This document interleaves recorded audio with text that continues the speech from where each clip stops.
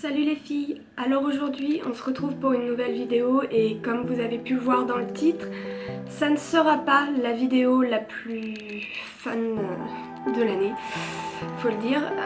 Donc comme vous avez pu le voir, ce serait une vidéo concernant les troubles alimentaires, plus particulièrement l'anorexie et la boulimie.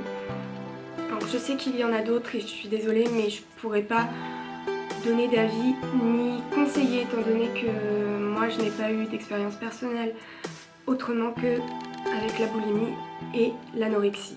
Je voulais faire cette petite vidéo parce que je me suis rendu compte ces derniers temps que sur les réseaux sociaux, sur YouTube, sur Instagram, énormément sur Instagram, de comptes de jeunes filles souhaitant vaincre l'anorexie, on voit qu'elles sont très motivées.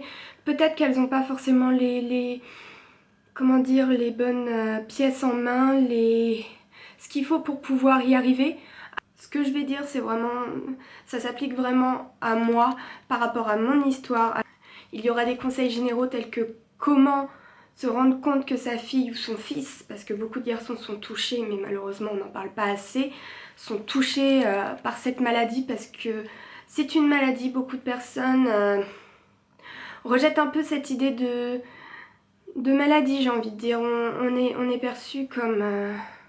on n'est pas perçu comme des malades. Les gens ne considèrent pas ça comme une maladie. C'est psychologique et eux, tant que c'est psychologique, c'est pas une maladie. Enfin, et sachez que cette vidéo touchera les personnes atteintes de cette maladie, mais également l'entourage et les parents des jeunes adolescentes ou des jeunes filles malades, des jeunes hommes malades.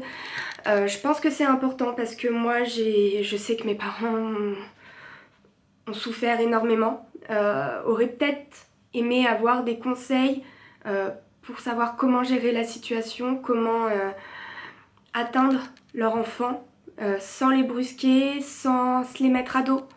Donc voilà. Donc pour commencer, moi je vais parler un petit peu de mon histoire pour peut-être que vous vous reconnaissiez dans cette situation.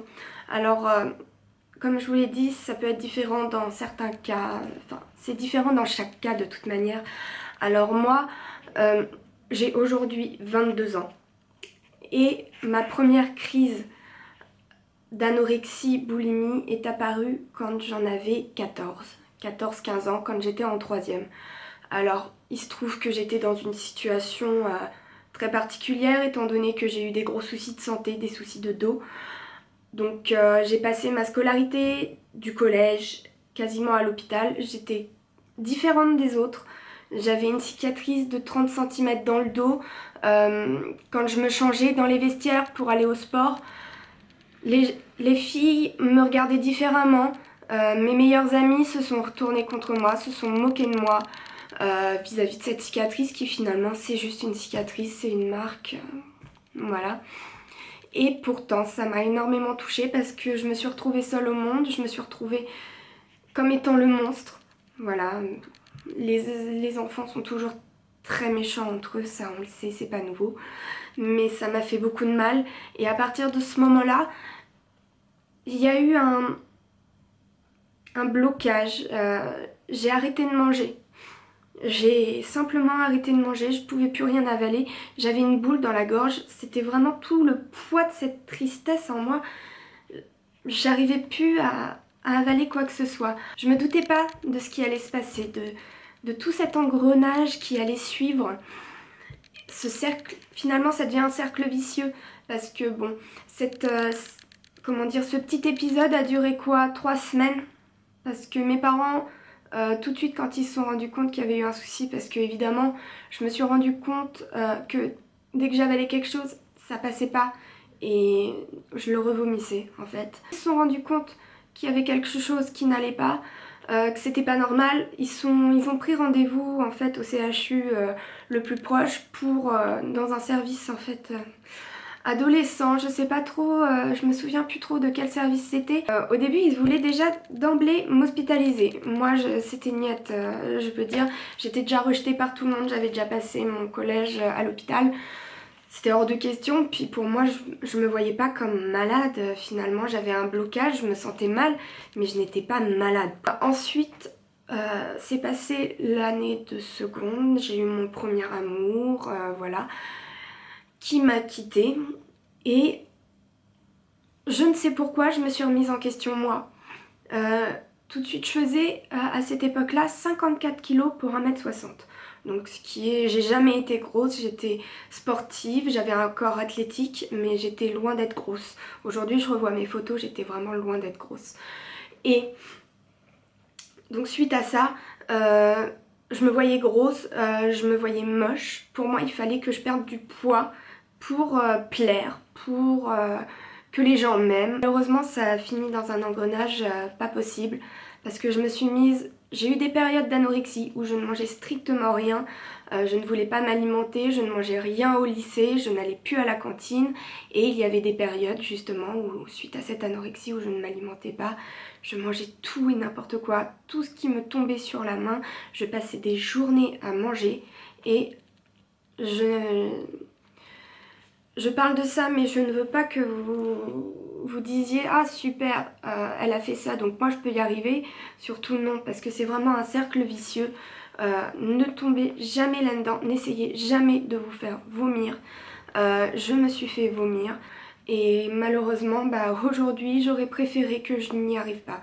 J'aurais préféré ne jamais y arriver parce que disons, bien 3-4 mois, j'ai perdu presque 15 kilos. Je suis descendue à 38 kilos. Alors, s'en est suivi que mes parents, évidemment, se sont rendus compte de la chose et ont pris rendez-vous avec une psychologue pour moi. Je ne voulais pas y aller. Mais je me suis dit que peut-être il y avait quelque chose qui clochait. Alors ça, c'était avant d'atteindre les 38 kilos.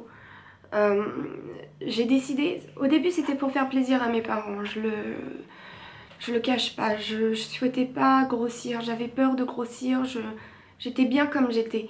Mais je n'avais plus d'amis, j'avais ma meilleure amie que je connaissais depuis que j'avais 4 ans. Je me suis éloignée d'elle, elle comprenait pas pourquoi je me faisais ce mal. Je devenais irascible, j'étais méchante avec ma famille. J'avais l'impression que personne ne me comprenait et que tout le monde était contre moi. Je ne faisais plus rien, je pensais qu'à la nourriture, je voulais cuisiner, pas de soucis, mais toujours pour les autres, ou alors pour finir aux toilettes après quoi. Et je n'avais plus rien en tête à part la nourriture, j'en parlais sans arrêt tout le temps, c'était que ça. Je comptais les calories, les machins, les trucs. Je n'avais plus de vie quoi. J'avais plus de vie, je vivais plus que par ma maladie, en fin de compte, c'est ma maladie qui me définissait. Donc ensuite, après être allée chez la psychologue, alors pour vous dire, moi ça a été un processus très très long. Pendant 6 mois au début, je n'ai pas parlé, je ne disais que des choses futiles, des choses... Oh aujourd'hui j'ai fait ci, j'ai fait ça, jusqu'à un moment, 6 mois après, où ma psychologue me dise « Bon écoute Clarisse, et si on parlait des choses importantes ?» Certes, oui, des choses importantes. Et là, ça a dû être le déclencheur et je me suis lâchée. J'ai vidé mon sac, j'ai pleuré, c'est là où je me suis sentie vraiment mal, où je voyais que j'étais pas bien, j'étais malheureuse. Donc, elle m'a envoyée vers un pédopsychiatre, oui, à la Maison de Solène, créé par Patrick Poivre d'Arvor à Paris. Donc, s'en est suivi d'1 an de thérapie familiale. Après, est-ce que ça m'a beaucoup servi? Je vous avoue que je ne saurais pas. S'en est suivi ces thérapies. Un gros travail sur moi. Je suis allée voir une nutritionniste et c'est au moment en fait où j'ai vu sur la balance les 38 kilos s'afficher. J'ai dit non Clarisse, c'est plus possible quoi. Et ce jour-là, bizarrement, dans la glace, quand je me suis regardée, je me trouvais jamais trop maigre. Je me suis toujours trouvée mince, mais avec encore quelques kilos en trop. Et là, ce jour-là, quand je me suis regardée dans la glace après avoir vu que je faisais 38 kilos, en face de moi, c'était un fantôme, quoi. J'étais rachitique. J'étais maigre, J'étais inhumaine, quoi. Je me reconnaissais plus, c'était plus moi. J'avais perdu ma joie de vivre, j'avais perdu mes amis, j'avais perdu tout goût à la vie. Je n'avais plus de passion, je n'avais plus de loisirs. À part le sport, je faisais presque 2 heures de sport par jour parce que voilà, fallait que je reste svelte, mince. Voilà. Tout ça pour dire, il m'a fallu des années. Aujourd'hui, je ne peux pas dire que je m'en suis sortie totalement. Je veux dire, l'anorexie, c'est quelque chose dont on se sort... Je pense que c'est une ombre qu'on aura toujours au-dessus de nous, une menace qu'il faut vraiment, comment dire, tenir éloigné de nous le plus possible. Prendre la vie du meilleur côté, ne jamais, jamais céder à la tentation de sauter un repas ou faire un régime, parce que finalement, nous, anciennes anorexiques ou boulimiques, c'est ce qu'il y a de pire pour nous, parce que finalement, ça va très vite de retomber dedans. J'ai eu beaucoup de phases où j'allais mieux, où je suis retombée dedans, où ça allait mieux. Donc aujourd'hui, ça va beaucoup mieux. J'ai une vie assez remplie. Je veux dire, je pense que j'ai été prise en main assez rapidement, et encore, vous voyez, moi l'année dernière j'avais encore des soucis, donc ça a duré plus de 5 ans finalement, mes soucis de santé, enfin mes soucis d'anorexie. Et je vous dis, j'ai vécu mon adolescence, finalement je l'ai pas vécu à fond, je regrette énormément, mais en regardant en arrière, je me dis que c'est ce qui fait ma personne aujourd'hui, que j'arrive à être compréhensive, à savoir me détacher des choses, à savoir prendre la vie du bon côté, à être positive. Voilà. Il y a toujours des mauvais côtés dans la maladie de toute manière, mais on en ressort toujours plus grand. Tout d'abord, je vais vous parler de comment déceler la maladie, comment faire prendre conscience à la personne qu'elle est malade. Alors tout d'abord, l'anorexie, il y a un isolement social. On se coupe du monde, on reste dans notre chambre ou dans la cuisine. La plupart du temps, c'est dans la cuisine. On traîne toujours dans la cuisine. Cette maladie, c'est malsain. Et nos amis s'éloignent de nous. Si vos enfants ne reçoivent plus leurs amis, si vous voyez évidemment qu'ils ont un petit truc avec la nourriture, qu'ils trient tous leurs aliments, comment dire, qu'ils mâchent pendant des heures et des heures les aliments alors qu'ils ne le faisaient pas avant, qu'ils mangent beaucoup moins ou beaucoup plus, qu'ils sortent de table beaucoup trop vite et qu'ils ont très bien mangé, voire trop, qu'ils ne parlent que de nourriture, qu'ils ont souvent cette envie de cuisiner alors qu'avant ils ne l'avaient pas, des idées noires, des déprimes. De toute manière, quand un adolescent a des idées noires, déprime, il faut se soucier, faut s'en soucier évidemment, mais vraiment si vous voyez que votre enfant commence à maigrir, voilà, il faut vraiment faire attention à tout ça. Notamment avec bon, on peut pas leur en empêcher, mais tous les magazines qui nous montrent ces corps de femmes magnifiques, c'est pas la meilleure des choses à montrer aux adolescents, je veux dire. C'est la période où nous, on prend des formes, où on a nos formes de femmes qui arrivent.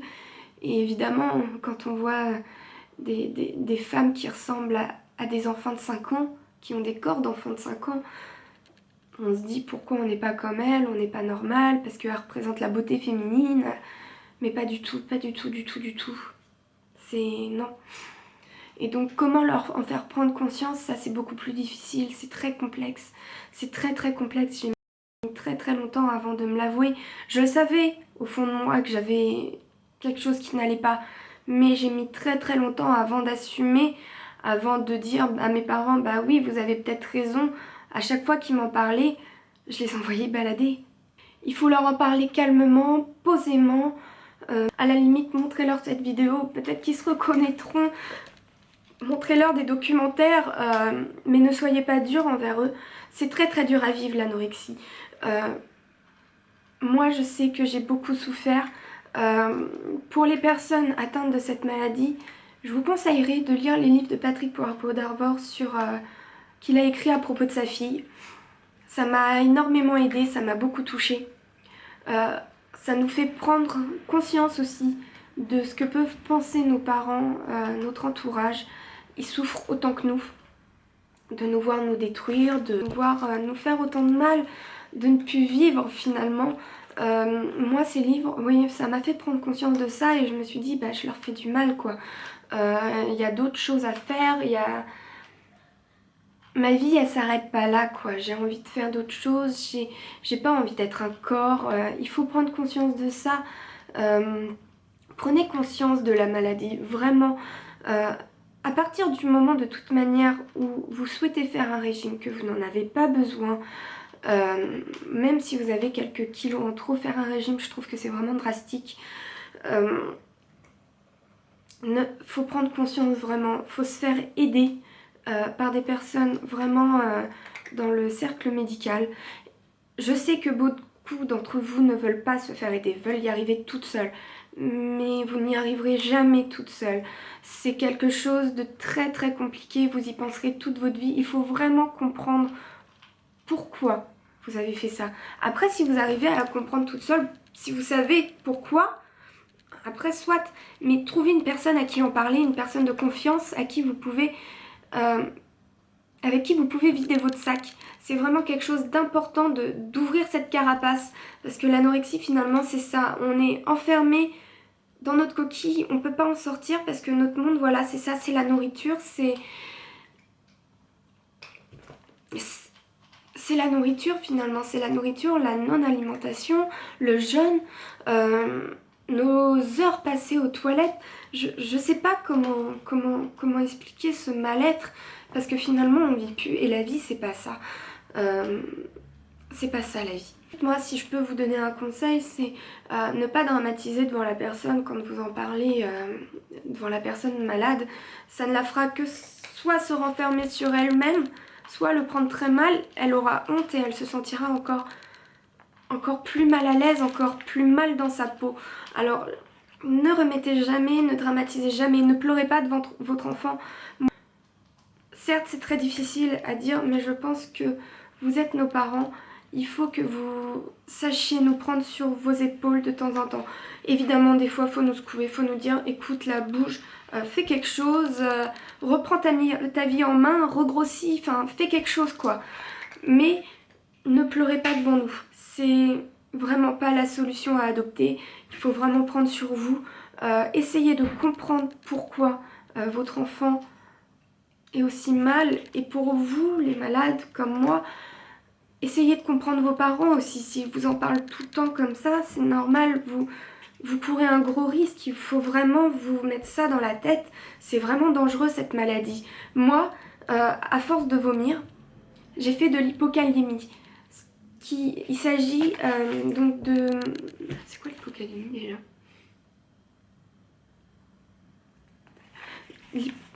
Il s'agit en fait du potassium dont vous avez normalement, votre corps en a besoin pour que votre cœur fonctionne. Moi, étant en hypokaliémie, mon taux de potassium était beaucoup trop bas et je ne pouvais plus rien faire, sinon je risquais la crise cardiaque, vraiment.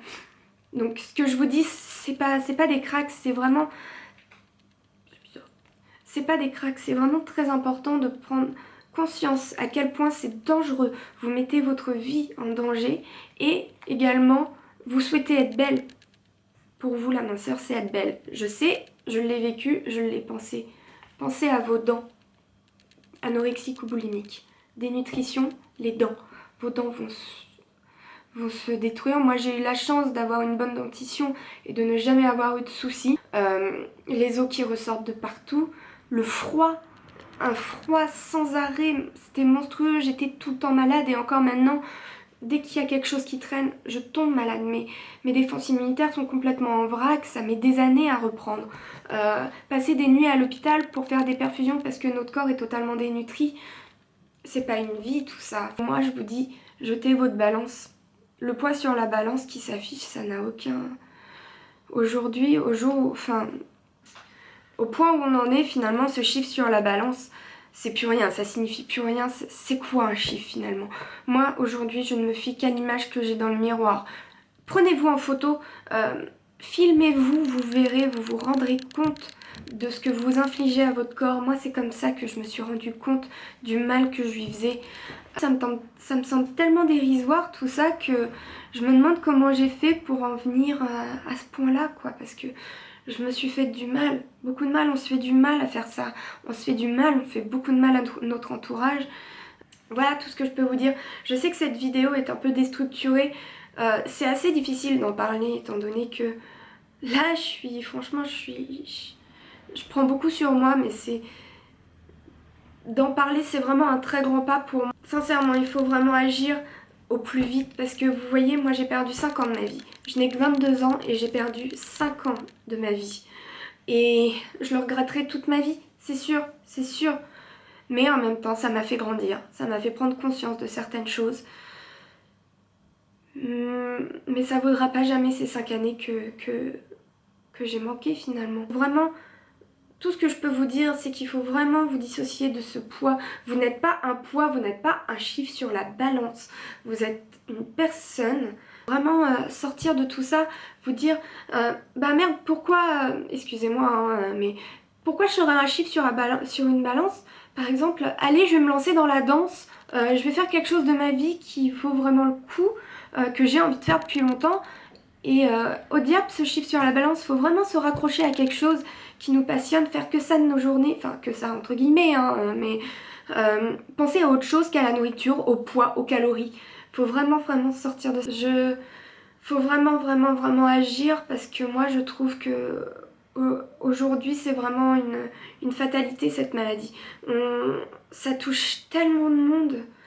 Je m'en rendais pas compte, mais sur Instagram, allez voir le nombre de comptes de jeunes filles Anna Recovery. C'est une hécatombe quoi. Moi franchement ça me tue. Ça me tue ce que la société peut nous faire. Parce que finalement oui c'est la société qui nous tue, qui nous détruit à petit feu et c'est monstrueux quoi. Enfin je veux dire pourquoi on en arrive là. Moi aujourd'hui je préférerais, sincèrement, aujourd'hui je préférerais avoir quelques kilos en trop mais être heureuse plutôt que revenir en arrière et peser voilà un petit peu plus de 40 kilos. Je peux plus jamais faire ça. Donc voilà les filles, pour cette petite vidéo, j'espère que ça aura pu vous aider. Je sais que c'était très déstructuré, c'était beaucoup posé sur moi, mais comme je vous ai dit, c'est mon expérience. Je peux pas trop parler pour les autres, mais c'est vraiment pour vous aider, pour que vous preniez conscience et pour que vous voyez qu'il faut pas que vous ayez honte d'en parler, il faut en parler. Si vous voulez vous en sortir, il faut en parler, c'est une preuve de force, de volonté, il faut vraiment avoir la volonté. Parce que sinon on finit au fond du trou. Moi je vous souhaite pas de finir comme moi j'étais à 2 doigts de l'hospitalisation.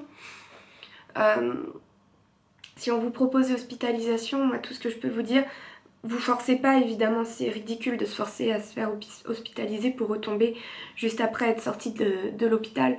Mais réfléchissez-y, pesez le pour et le contre. Essayez, ça vaut le coup d'essayer des fois. Ça vaut le coup d'essayer de s'en sortir. Ensuite, donc comme je vous ai dit, dissociez-vous du poids de la balance. Jetez-la. Ou alors mettez-vous d'accord avec vos parents ou avec vos conjoints. Cachez-la. Mais après évidemment il ne faut pas que ce soit non plus un autre cercle vicieux où vous cherchiez la balance partout, que vous pétiez des câbles, que vous pétiez des crises parce que vous ne trouvez plus la balance, qu'il vous faut votre balance. Voilà, après moi je dis c'est un sevrage. Finalement l'anorexie, la boulimie c'est une addiction.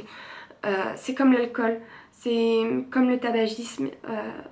Il faut un long moment pour s'en sortir parce que finalement ça devient une habitude, ça devient notre mode de vie. Donc bah voilà, c'est tout ce que je pouvais plus ou moins vous dire. Enfin, j'aurais encore tellement de choses à vous dire vis-à-vis de cette maladie. J'espère avoir pu vous aider, avoir pu montrer un peu le sentiment que peut ressentir une ancienne anorexie boulimique. Et sincèrement, j'espère pouvoir vous aider. Alors surtout, si vous avez des questions, si vous avez besoin d'aide, si vous souhaitez clarifier certaines choses, n'hésitez pas à me mettre en commentaire. Ou si vous préférez que ce soit plus privé, envoyez-moi un email. Je vous mettrai mon email en barre d'infos, mon email perso, pour que je puisse vraiment répondre à vos messages. Que vous soyez parent ou malade. Sincèrement, je répondrai à toutes vos questions, à toutes vos demandes d'aide. Alors, je ne vous dis pas que je pourrai vous aider, mais je pourrai seulement vous conseiller vis-à-vis de mon expérience. Donc voilà, j'espère que ça vous aura plu. Je suis sincèrement désolée de la longueur de la vidéo, mais c'est vrai que c'est un sujet qu'on ne peut pas trop réduire comme ça à seulement quelques minutes. Je pense que c'est un sujet qu'il faut traiter de long en large, en travers. Voilà, donc les filles, prenez soin de vous. Vous êtes belles comme vous êtes. Ne cherchez pas la minceur, la maigreur. Ça ne servira qu'à vous faire dépérir, à vous faire perdre cette lueur dans le regard. Continuez à être vous-même, souriez, prenez la vie du bon côté. Et si vous avez quelques kilos en trop, voilà, c'est la vie, je veux dire, vous êtes plus belle comme ça qu'en étant comme moi j'ai pu l'être. Restez comme vous êtes et voilà, et surtout si vous avez besoin, moi je suis là, je serai toujours là pour vous écouter, pour vous conseiller et voilà, c'est tout ce que je peux vous dire. Surtout n'hésitez pas, je serai là. Donc voilà, on se retrouve bientôt pour une prochaine vidéo. Bisous.